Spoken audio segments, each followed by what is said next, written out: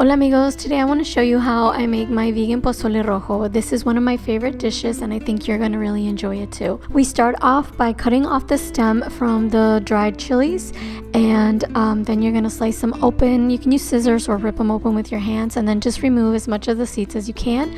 Rinse them under cold water and then you're going to place them in a pot with some white onion and some garlic and you're going to simmer them until they're nice and soft. In the meantime, you can heat up your large pot where you'll be cooking your pozole.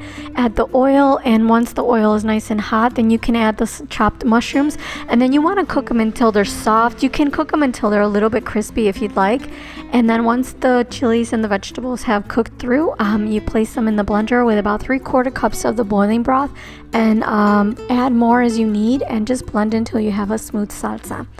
Then your mushrooms should be ready by now, and then you're going to use a colander to place over the pot and pour in your blended salsa, and then just use a spoon to strain it slowly into the pot.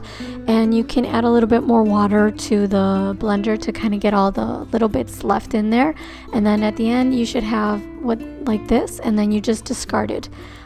Cook it for a couple of minutes, and then you're going to add your spices, the veggie or vegan beef broth, and then you're just going to give the ingredients a good stir, and don't forget the hominy. I almost did. And then just give it a good stir. Then you're going to put the lid on your pot and you're going to simmer for about 30 to 40 minutes until the hominy is nice and tender.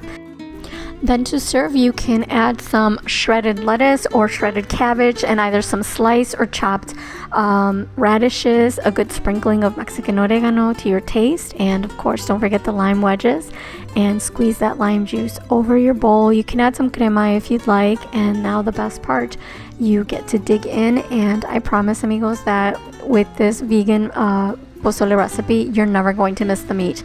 Enjoy!